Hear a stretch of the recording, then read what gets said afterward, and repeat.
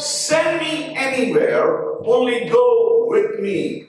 Lay any burden on me, only sustain me. Sever any ties, but the tie that binds me to thy service and to thy heart. What a prayer. Lord, send me anywhere, only go with me. Lay any burden on me, but only sustain me. Sever any ties, but the tie that bind me to your heart. What was he praying?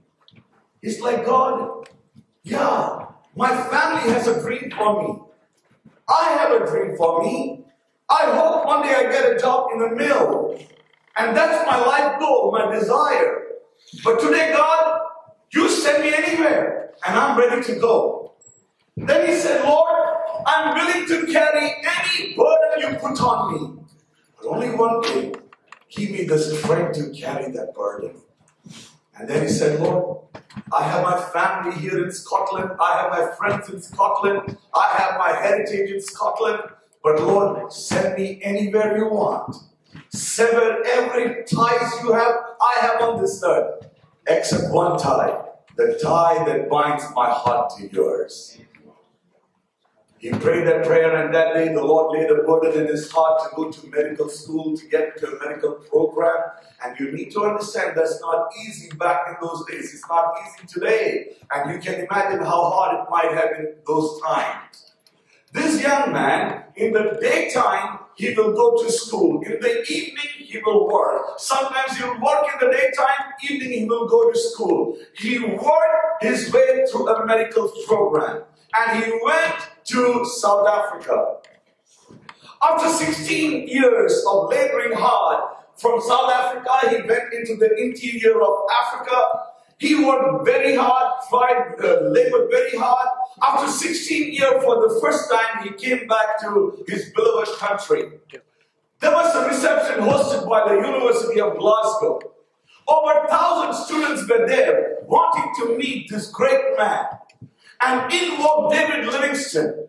When he walked in, this is what the students saw. They saw a man whose left hand was hanging useless by his side. What happened was, a couple of weeks into his journey into South Africa, he was carrying a group of villagers, and a lion attacked the group. In order to rescue the people, he shot the lion, but he could not kill the lion.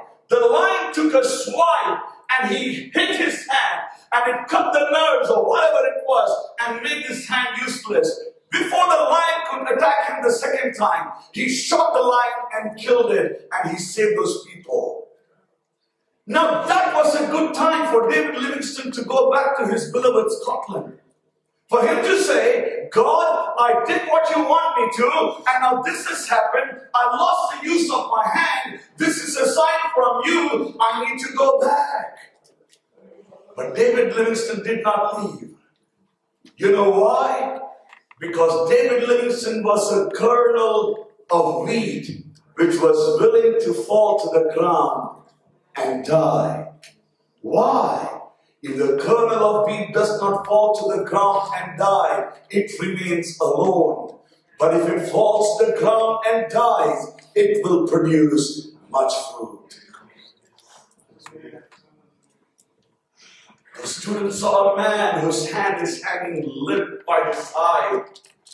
They saw a man whose one eye was blind, carrying an expedition into the interiors of Africa. He was going there to find out, are there people groups, are there tribal groups, are there villages where gospel is not yet reached, and so that he can chart a map, so that the servants of God can follow him. He was appalled and shocked by the amount of dead bodies on the wayside. You know, even before a white man could enter into the heart of Africa, the Africans in there were capturing the weaker tribes and selling them to slavery. So they bring to the seaport to be sold to the white guy, and on the way, hundreds of them died. They could care less. These bodies are lying there rotting on the wayside. He was so appalled by that. And once while getting into the forest, one of the branches slipped and it whiplashed and came and hit his eyes, and he lost the sight in one eye. Rheumatic fever came. He lost the ability to hear in one ear, and the other ear, the hearing became very weak. Weak, tired, hungry, emaciated. He described himself as a ruckles of bone. This man could have quit any time, but he did not. You know why? He was a kernel of wheat that falls to the ground so that it can produce many fruit. Every time you go to Africa, to his homeland, to England and to Scotland, he will always finish his letter, who will penetrate the heart of Africa. That was his only desire. That was his only focus. That was the time. There was a lot of theological controversies going on in England. He was appalled. He had this statement. He always used to say, the reason church engages in theological controversies because it is not engaged in missions. And I agree to that truth. When you're not done doing missions, you have too much time to waste. And you have too much distractions going around. But when you're focused on mission, you don't have time to waste on these things. He was just focused on that. Who will penetrate the heart of Africa? And when the students saw, they were expecting a giant of a figure, but they were shocked by a man who can be at best described as living dead. He looked at the students and said, can I tell you what kept me going in that loneliness and starvation and hunger and weariness of African continent? He said, it is the promise of one man who told me. He said, behold, I am with you till the end of the earth. Hallelujah. Lions come, rheumatic fever comes, malaria comes, hunger comes, starvation comes, opposition comes, people want to kill you. There is perils of every kind. But the one who said, I will never leave you, I will never forsake you, I will be with you till the end of the earth, he will never change his word. This man, on the 30th of April, 1873, as usual, early morning time, probably 2 or 3, between 2 and 3, he gets up every night. Well, that's when he goes to sleep. He gets up from sleep every night, 2 to 3, between 2 or 3. He will kneel down next to his bed, put his hand on the bed, put his head resting on the bed, and he will be crying and praying for his beloved Africa. Lord, send workers to Africa. Lord, send a harvest in Africa. He has wetted so many on the bed with his tears, crying for a awakening to happen in Africa. On the 30th of April, 1873, he woke up like that and went there. The following morning, May 1, 1873, a little boy who was helping him, he woke up morning, 4 o'clock, entered the hut in which Livingston is resting. He saw his master, lifeless, sitting like this, knelt down with his head on the bed and resting like this. Fearing the worst, he went, ran, called his bigger brother. They came running and they found out David Livingston is gone to be with the Lord. What was his final act? Praying for God to send missionaries to Africa. Those Africans need to be given credit. They opened his body, chest. They removed his heart. They buried it next to that hut because they said his heart was in Africa. Then they dried his body in the sun. It took 9 months for his body to be brought on a trek from the village all the way to seashore, where a boat took his body and his body was brought to England. And with a state respect, today the very first grave you will encounter When you enter the Westminster Abbey, is the grave of the greatest missionary in the recent history, is the grave of David Livingstone. You know, friends, unless a kernel of wheat falls to the ground and dies, it remains alone.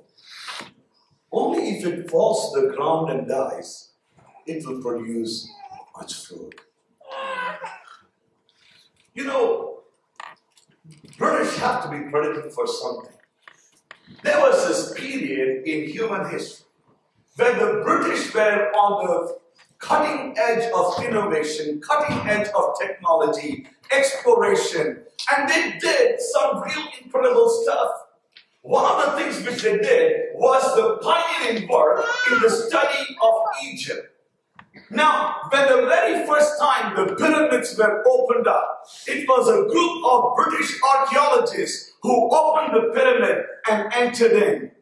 When they entered the pyramid and they went inside, they were very shocked to find certain things. This is what they found. They found, of course, all those sarcophagus with mummified bodies of the pharaohs inside. They found gold, they found jewelry, they found artifacts of all kinds, they found earthen vessels, and then they were shocked and they found sacks, 1,000-year-old sacks sitting in there with wheat, grain of wheat inside.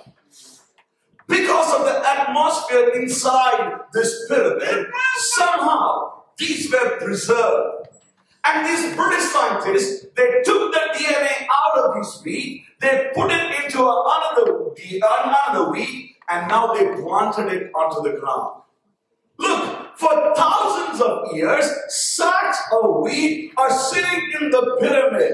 If the Egyptians put 10 sacks of wheat, after several thousand of years, you know how many sacks of wheat was there inside the pyramid? 10.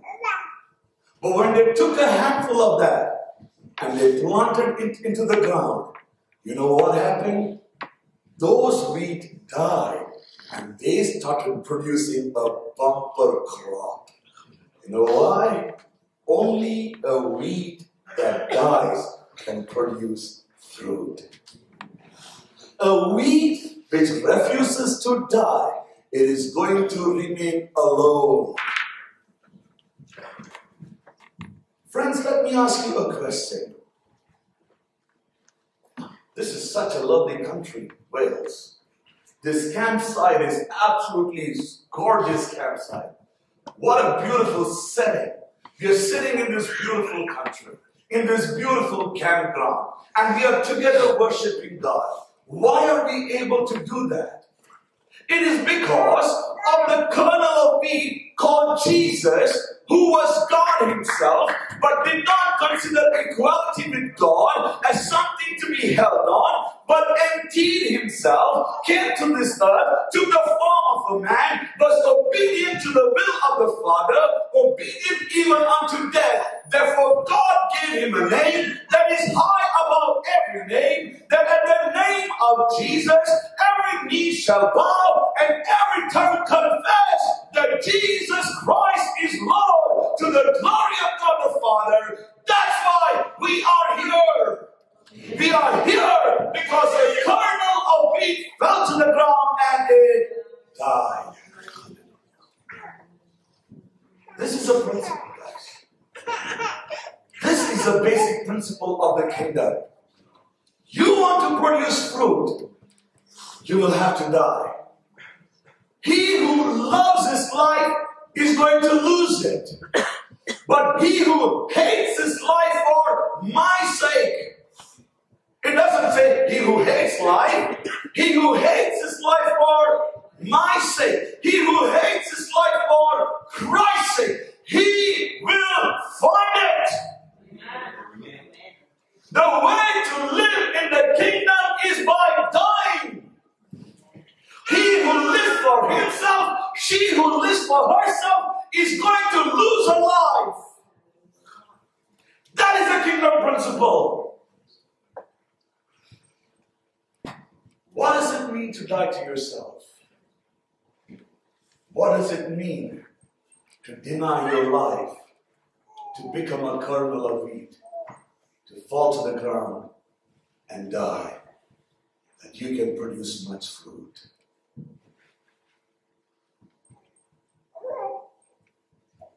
Coming to this beautiful country with its immense opportunities and possibilities, a world of opportunity which would not have been possibly opened for you if you were back in India, have opened up for you. This is a blessed land. It's a prosperous land. It's a good land. And you're privileged to be in this place. And now you have dreams. You have desires. Your parents have dreams for you. Your parents want you to become doctors. Your parents want you to become engineers. A bad dream, good dream. You yourself have some desires. I was talking to a wonderful young man. He said, I want to become an aeronautical engineer. And I see him becoming one. Great. Let me ask you this question. Are you willing to die to that dream this morning? You have this dream. Good dream. But is there anybody here who's willing to say to God, as David Livingston said, Lord, this is my dream, but sever the tie to that dream, God. I will pursue. See, this does not mean you screw up your studies. That's not what I'm saying. You study hard. You become the best student. You become the A-star student. Fear of the Lord is the beginning of wisdom. Knowledge of the Holy is understanding. That you guys need to be the wisest kids on earth. Do your best studies. But let not your dreams be your dreams. Let the dreams of God for you become your dream. That will only happen when you are willing to become a weed that falls to the ground and dies. Do you know the need of the kingdom is so big? Do you know there are so much unreached community in the world even today? You know, there was all this bunch of hocus pocus, total nonsense and bogus stuff, blood moon and all. Did you, the Shemitah, are you aware of that? Okay, what rubbish. You want to know the sign of the coming of the Lord? And the gospel of the kingdom will be preached to the ends of the earth, and then the end will come. You want the speed of the coming of the Lord? Very easy. Take this gospel to the ends of the earth, and the end will come. This is not complicated stuff. Are you with me? But it is not possible as long as you're living for your dreams and your parents' dreams and your society's desire for you. Are you with me here? You need to die to your dreams. What else does it mean? I want to be very practical. Authentic here. What does it mean to die to be a kernel of wheat that falls to the ground and dies? See, it's not just literal dying. It is. We'll come to that too in a moment. But some of you need to die to your entertainment, to your social media hunger, and the way you spend your free time. Some of you need to really die to it. Number one, I don't believe a single teenager should be on Snapchat.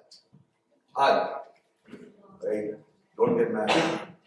Snapchat, cake, goodness, how many things can you get involved in? You really want something, you have your Twitter, you have your Instagram, I think you don't need more than that. Facebook, okay, alright. Leave that to parents, alright. So you have your Twitter and Instagram and you're good. You don't need any more stuff. What do you need this for? Why are you on Periscope? Why are you on Cake? Why are you on Tinder? Why are you on Snapchat? You're messing your life. Do you realize that? Sounds cool now, but you know what? You will graduate from a school total fool. It's not going to help you. You need to die to this stuff, guys. You need to get rid of those apps from your phone. Hey, your parents don't even know what I'm talking about.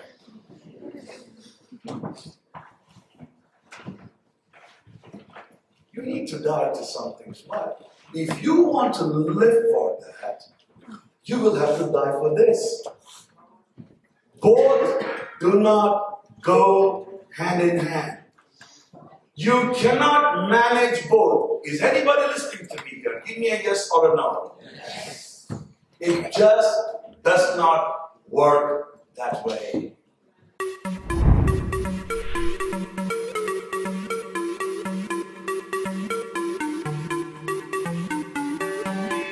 You will have to die to your dreams, your entertainments, the way you spend your free time. Let me tell you this. The way you invest your free time is going to really determine how high you will go. If you use your free time as a young man and your free time as a young woman to dig in and lay some deep foundation in your life, then when the time comes for a construction on top of the foundation, you will build a high tower. But if now at this stage, you use your free time not to build deep foundation, but just to be laying on the sand, then when time comes to build into your life, there will not be a foundation to build upon. Are you listening to me? Most of you today are involved in IMO, in different kind of chat sites, dealing with people whom you don't know, dealing with their life problem, which you are not even qualified to address.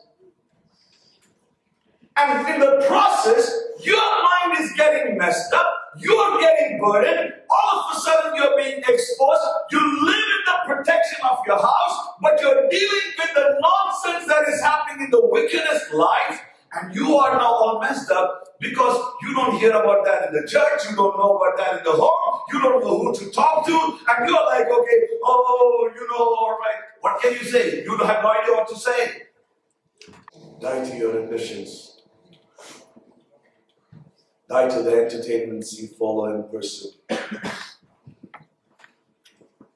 Die to your undisciplined life. Build some disciplines. Let me tell you this. I could have been, of course, when Jesus was on this earth, that was probably the best time to be alive, but I'm glad I was not alive when Jesus was on this earth. You know why I'm glad? If I was one of those guys alive when Jesus was on this earth, I would have been one of those guys picking stones and throwing or shouting, crucify him, crucify him. I would have been one of those guys. So just because of that one reason, I'm glad I was not alive when Jesus was on this earth. Besides that time, if there ever was a time, if I could pick to be alive in, I will pick now. The way the Lord is moving on this earth, it is incredible. The way the glory of God is being displayed on the nations of the earth is phenomenal. And the ability and opportunities which we have to carry this gospel is like never before. There has never been a time in human history to be alive like now. Previous generation talk about that, don't believe that stuff. They have no idea what's happening. Are you getting what I'm talking here? But if you don't build discipline into your life now, disciplines like reading the Word of God every day, you have assignments, you have homework, you have exams, does not matter. There should not be a single day in your life that you do not submit to the discipline of reading the Word of God every day. You should pray. You should develop a life of fasting. As I said yesterday, you fast one time a week, you will not collapse to the ground and die. You will be alive. Trust me. It will do you good. Develop a discipline of fasting, discipline of prayer, discipline of speaking in tongues every day. It was so beautiful to see so many amongst us baptized in the Holy Spirit yesterday night. That was glorious. Thank you, Jesus. But this is not for Sunday morning in the church. This is Do that in Sunday morning in the church. Nothing wrong with it. But speak in tongues every day of your life. See, that discipline is going to so revolutionize your life. It will make you effective. Are you listening to me? Somebody say, I want to be effective. Unless the kernel of wheat falls to the ground and dies, it remains a single seed.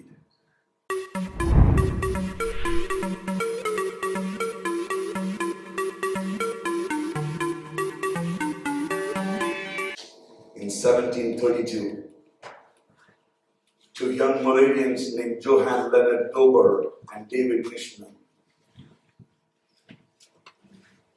two Germans, they heard about the island of St. Thomas and St. Crux. This is in the West Indies, the Caribbean. They found about a British slave owner who had 2,000 to 3,000 slaves in their midst. And they found out that this British owner had made a statement, and that's on record. He said, he was an atheist. He said, I will never allow a missionary to enter my island. He said, if a shipwreck happens and a missionary ends up on my shore, I will build a hut for him on the seashore. I will never allow him to come in. Johann was a potter. David was a carpenter. These were not like high-skilled laborers. These were the unskilled laborers. Poor guys. But a heart for God. They started praying for St. Thomas and St. Crux. They're like, God, what do we do to take the gospel to that place? And they got an idea. They went to the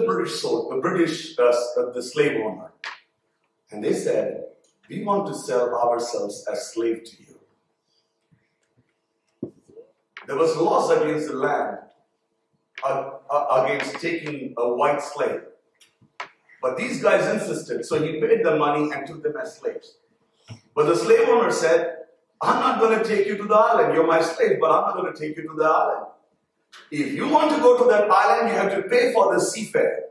The money they got as for the slavery, which was bigger, they paid back to him to buy tickets to get onto the boat to go to St. Thomas and St. Crux. Now these boys were not going for one big mission trip to Uganda. They were not going on a 3-month short-term trip to Kerala. They sold themselves to a life of slavery. When they were going that day, the group of Moravians they gathered together at the pier in Hamburg. And Johann's little nephew, he came, held the legs of Johann and said, don't go. Johann had to push him away. There was weeping going on in Hamburg at that time at the pier in Hamburg. These two young men boarded the plank of the boat. They got onto the boat. And as the boat is going away, weeping is going on. All of a sudden, they could hear these two boys screaming on top of the voice, trying to console this group of people. And this is what Johann and David were saying on top of the lungs. May the lamb that was slain receive the reward of his suffering. May the lamb that was slain receive the reward of his suffering. May the lamb that was slain receive the reward of his suffering. May the lamb that was slain receive the reward of his suffering. Hallelujah. What were they talking about?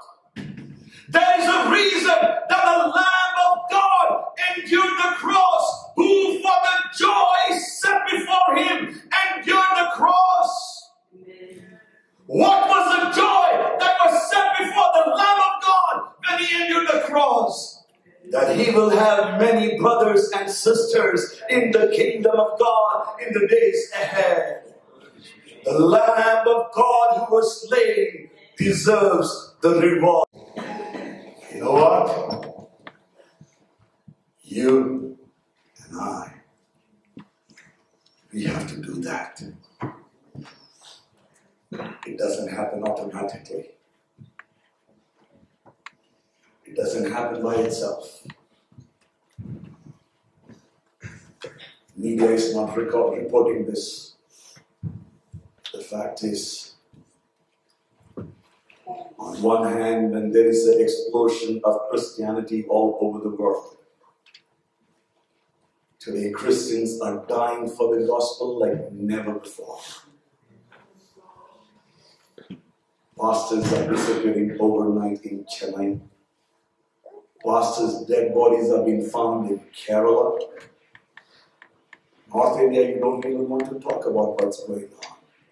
False accusation, pastors being put into jail. Some dear friends of mine went through hell. Most godly men ever there. False accusation, put in prison, being killed, being maligned. You know what? Living for Jesus might mean even dying for Him. Hey, you have only one life. You're going to die anyway. You can grow into old age and have a healthy, happy life and serve God. It's beautiful. Or you can lose your life. The Lord so desired to be a kernel of wheat that literally falls to the ground and dies for the sake of the gospel. Let me tell you this. If you don't live for Jesus, you will never be found fit to die for Him. Only the wheat that lives for Him can die for Him. The wheat that does not live for Him is not fit to die for Him. If there's anything which the history of the church is a proof of, it is that the blood of the martyrs is the seed of the church. Now in late 1800s, that time the northeast part of India was called as Assam. Now we have the 9 sister states there. 9 or 7, I'm not sure. 7. That whole area was called Assam. In there was a tribe called Garo, which would be today's modern day Nagaland, that area, Garo tribe, called as Assam. A very beautiful story happened there one day.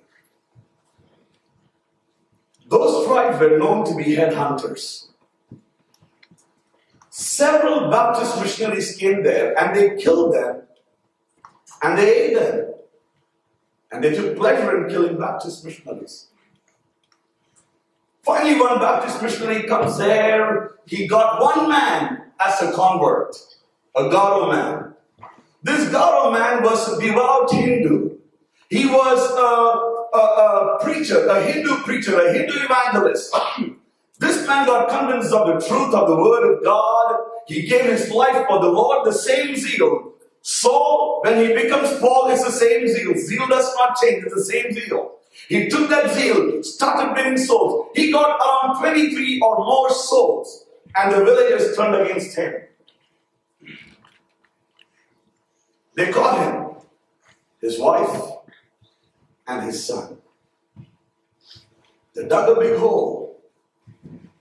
They took his wife and his son down into that hole. The entire village is gathered.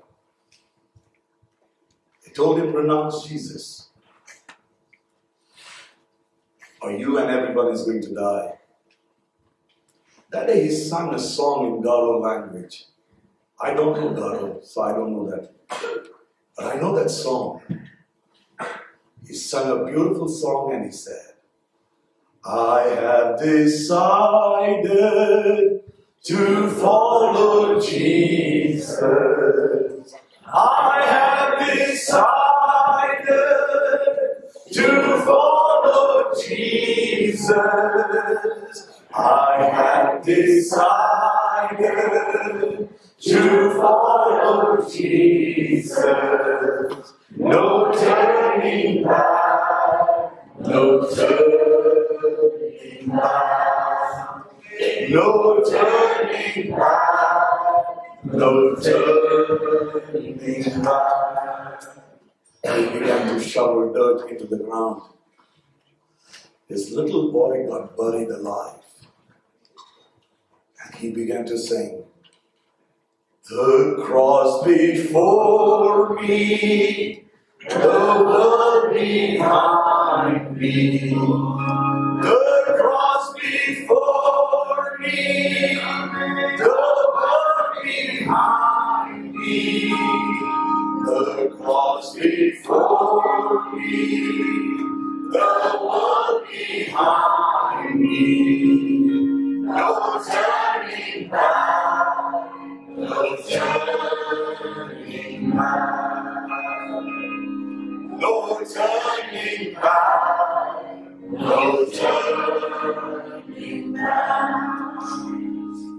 began to put more dirt into the ground. His wife was getting buried alive. His heart broken, and rightly so, to see the ones he loved. His wife said, "You can deny everybody, but you cannot deny Jesus." And his wife was being buried alive. This man's son with a broken heart. Though none go with me, still I will follow. Though none go with me, still I will follow. Though none go with me, still I will follow. No turning back.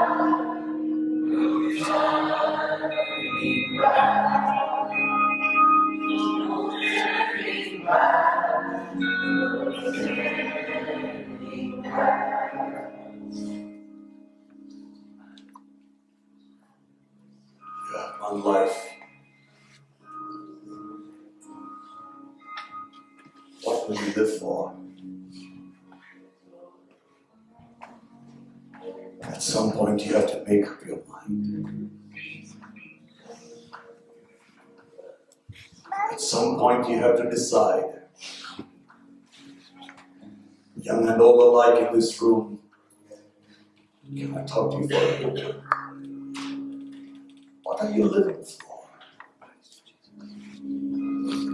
Unless the kernel of wheat falls to the ground and dies, it remains alone. But if it falls to the ground and dies, it produces much fruit. Eyes closed.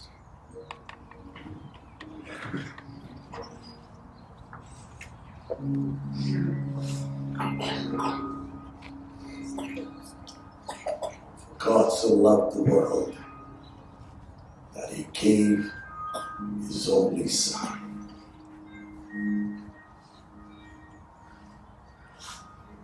Do you love God enough to give yourself away? Let